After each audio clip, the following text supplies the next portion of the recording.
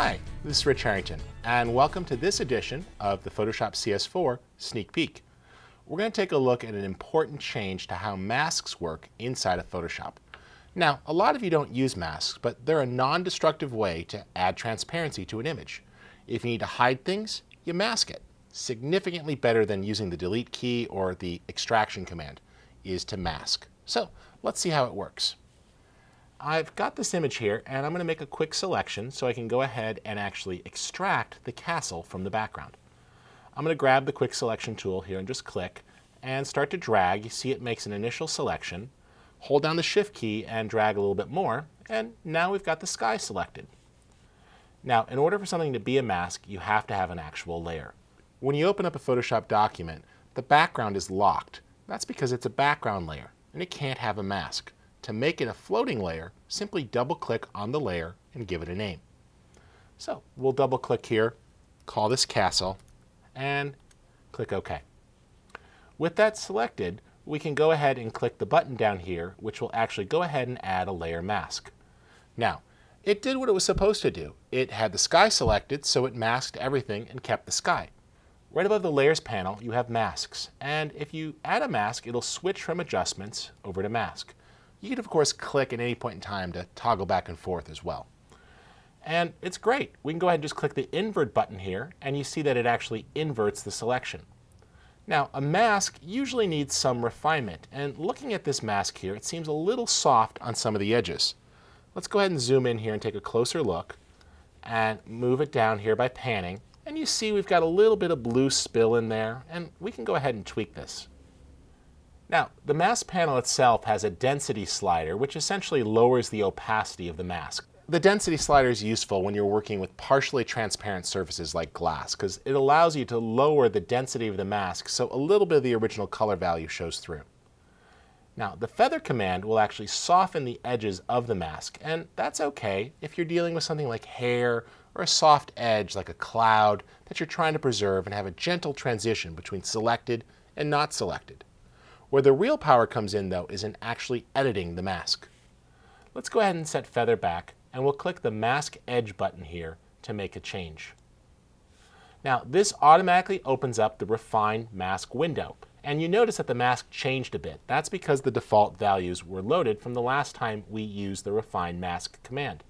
You can hold down the Option or Alt key and click Reset, or simply drag some of these properties back here all the way to 0 as we start to work. And let's set the expand right to 0 as well.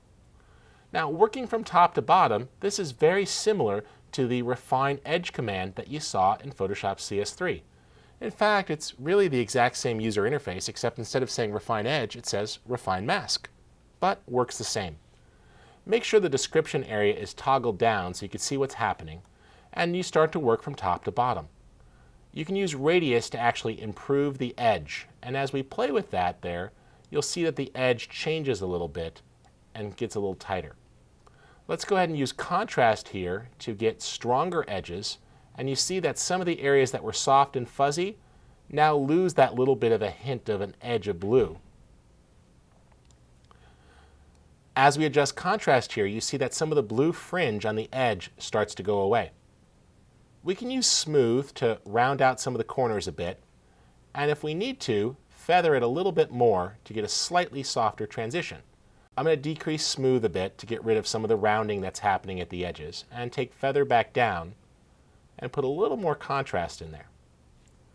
At this point, we can go ahead and contract the mask a few percentage points just to pull that in. And you see it starts to pull back. So, works very well, and you just play with those settings till you get the results you want, playing with contrast, etc. Now, at any point in time, if you get an area that's hard, like this little divot here, it's a piece of cake. We can go ahead and paint on the mask. Let's just check this really quick. We can look at it as a black and white file, which sometimes makes it easier to see how your edges are doing. Or look at it as a Rubylith mask, and when satisfied, just click OK, and it applies it. To make any change, just make sure the mask is selected, press B for brush, grab your paintbrush,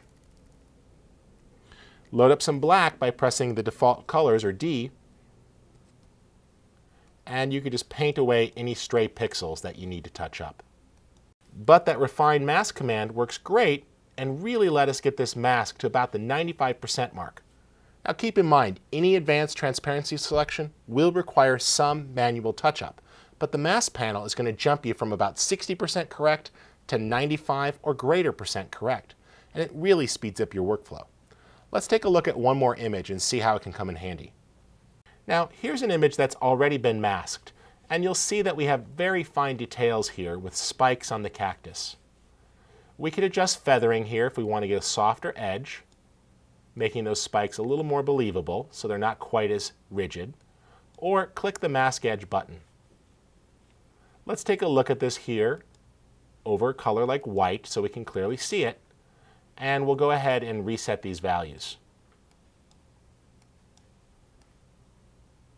Now, looking at these points on the cactus, they look a little bit fake. They are actually from the cactus, but they're just a little too rigid. And if we look here, you see that it's just a little rough on those points. I want to go ahead and actually introduce a little bit of feathering on them, not too much, but just enough so they don't look quite so stiff. And then we'll smooth out the edges just a little bit. Put a little bit of contrast back in,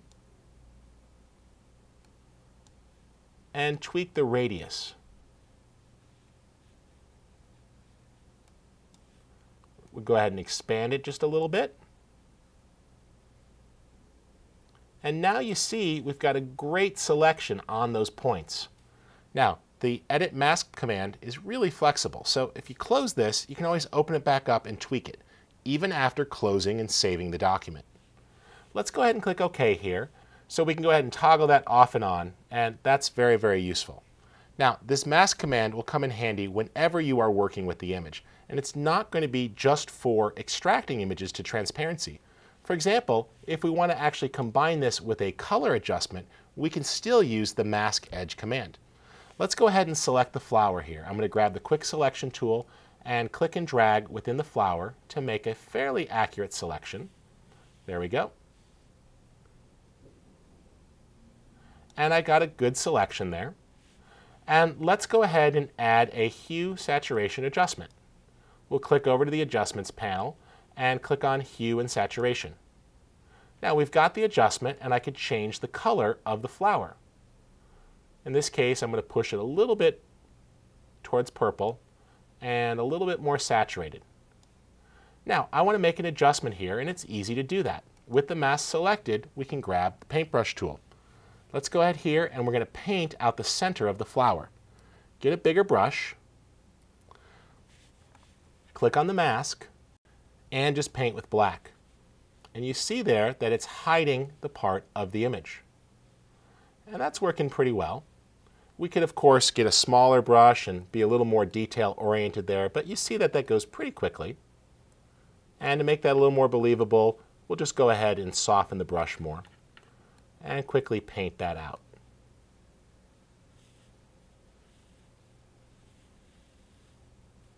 And you see that does the job. Now, once we have that where we want it, we can go ahead and still modify the mask. Just click on the mask and select the Masks panel.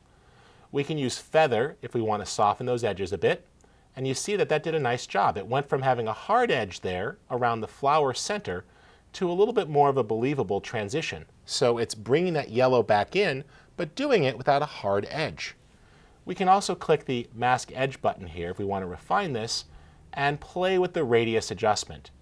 I want to go ahead and get that so I'm happy with it, and then we're going to actually contract this so it's not so strong at the edges.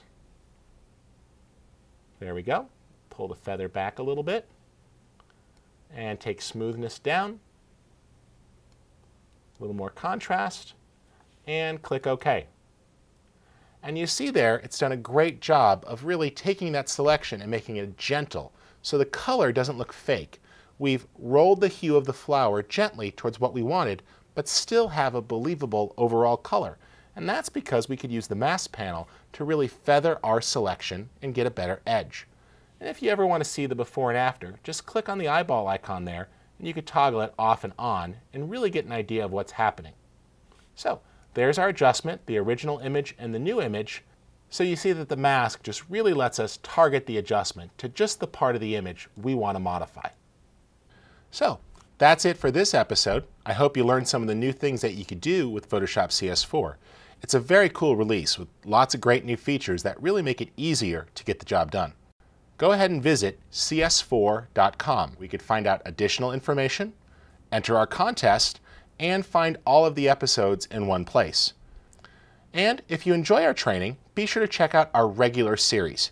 We offer 2 free weekly podcasts all about Photoshop. The first is called Understanding Adobe Photoshop. It's designed for people who work in digital photography, graphic design, or just generalists who want to get more out of what Photoshop offers. For those of you who work in video and motion graphics, we offer another show called Photoshop for Video. And this show is all about using Photoshop to create content for professional video production. Thanks again for joining us. I'm Rich Harrington.